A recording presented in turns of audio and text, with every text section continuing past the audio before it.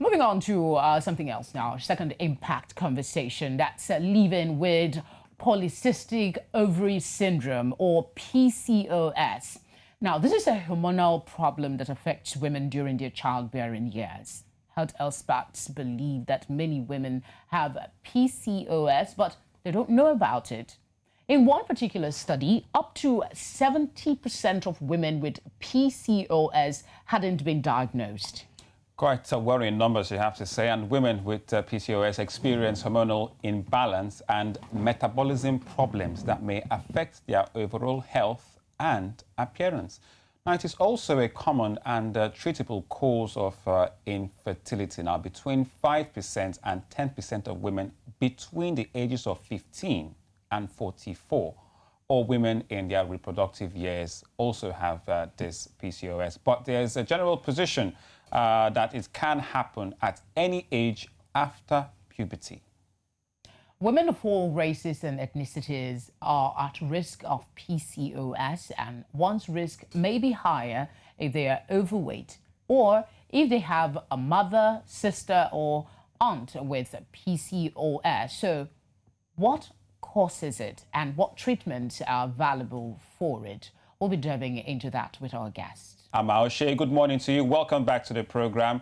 Now, Seyi, most people might not really know about this, but experts think that, this affects several, people, including for genetics, that I might play a role.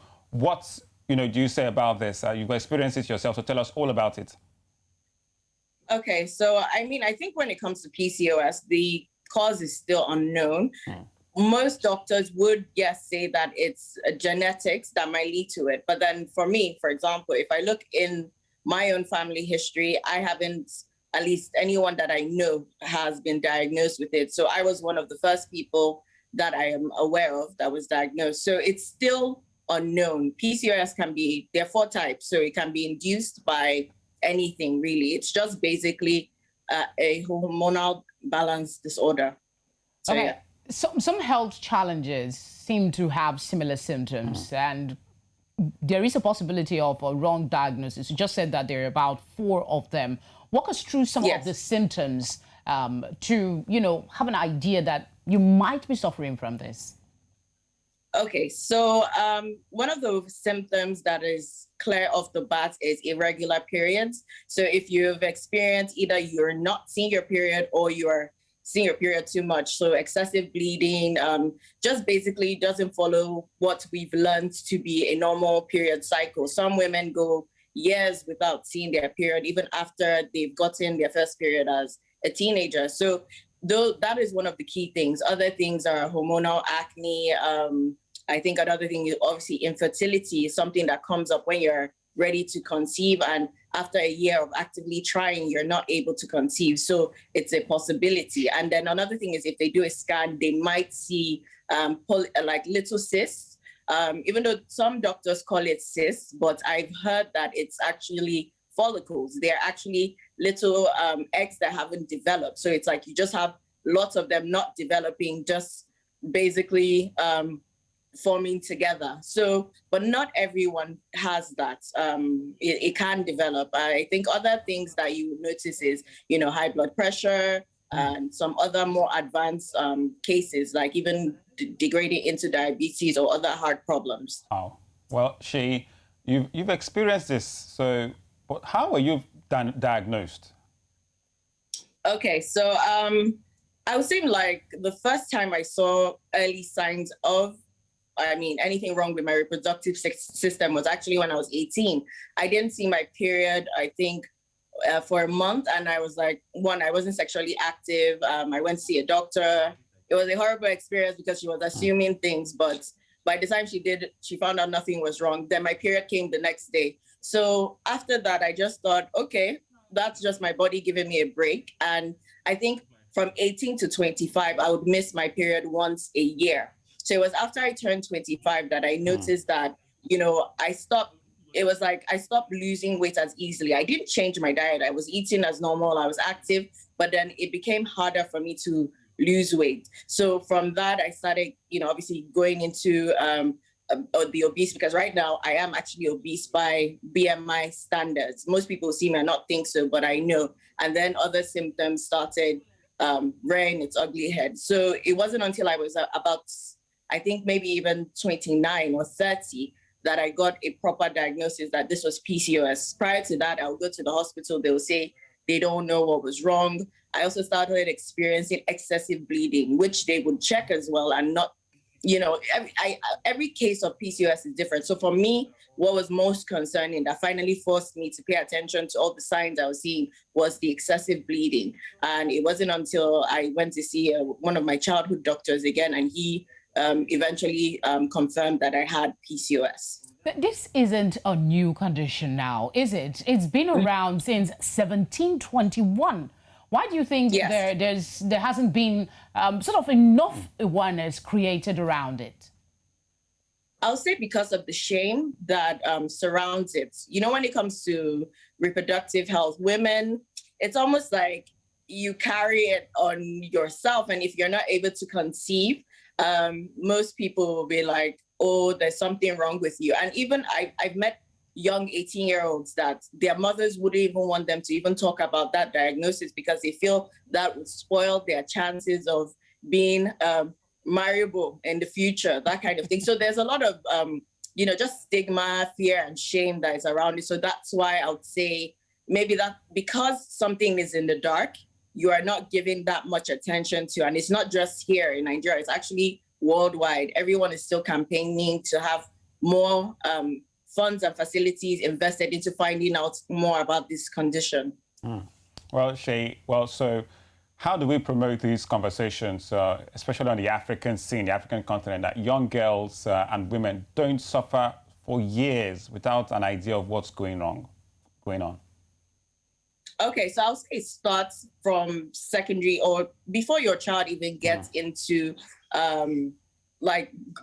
matures into an age where you're ready to get married. It starts from secondary school. For me, if I understood the importance of my period, when I started seeing irregularity, even certain things like I used to have an experience like cramps and bad symptoms, but I didn't think there was anything wrong. We were just told it's okay, it's your period, but it's not okay to experience certain levels of pain or even be going through scanty periods of bleeding. So I think it goes back to our education system. First of all, not only educating girls, also educating boys as well, in the sense that this is not something a woman should be ashamed of. If you notice anything, talk to people about it. I think it's just that fear of not being able to talk to people. So it's just creating an environment where women can have and men can have open conversations about what's going on.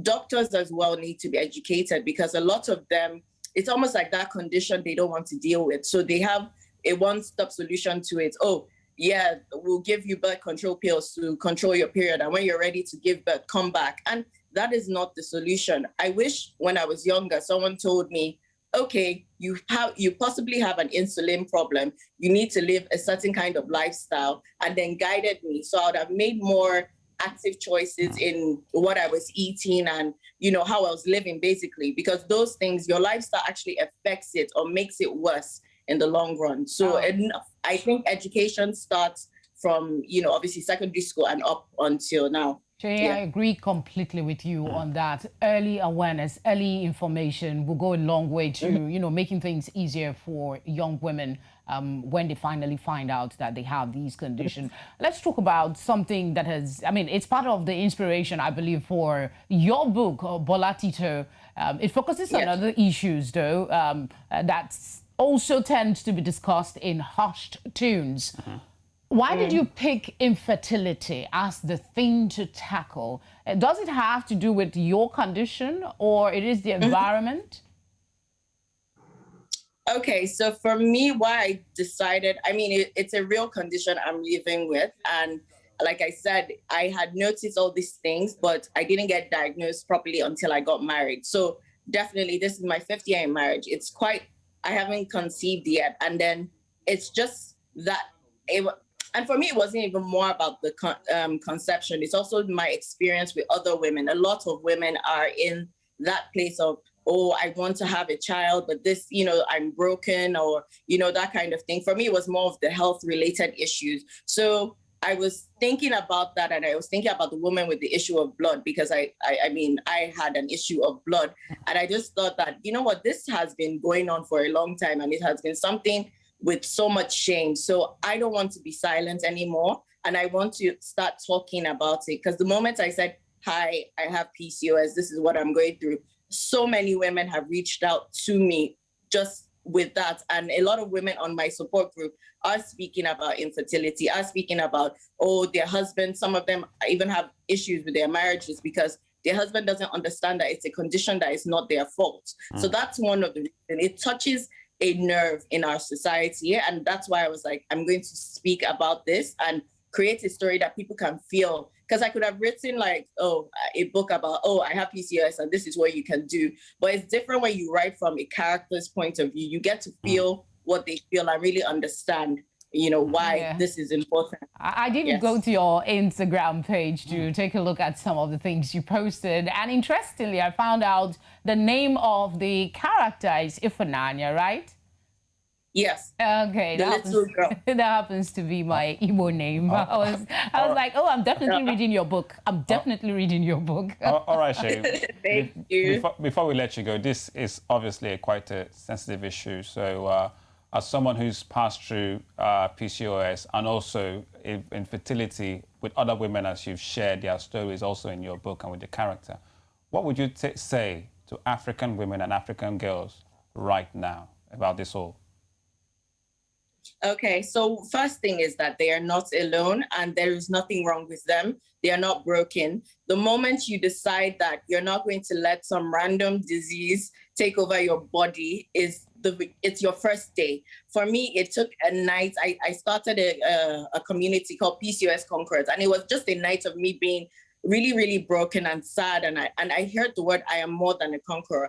And I realized that, PCOS women, yes, we might have to deal with certain things other women don't have to, but it makes us stronger for it. So I'll say, if you're diagnosed or you hear anything, just know you're not alone. Reach out to a community. You can overcome. When you start making the small incremental steps, you will see changes in your body and you will overcome. There are women in my group that have conceived. There are women in my group. Someone just called me recently to say her insulin levels are back to normal because she had to decide that, okay, I'm going to take a step to change my life. So yes, you can. The power is in your hands. Yes, indeed. So, power is in your hands. Thank you power very much. To you. Seyi Amao, and author of Bolatito and PCOS Conqueror. Thank you very much for sharing your story with us right here on Breakfast Central. Thank you so much. Thank you. Take care.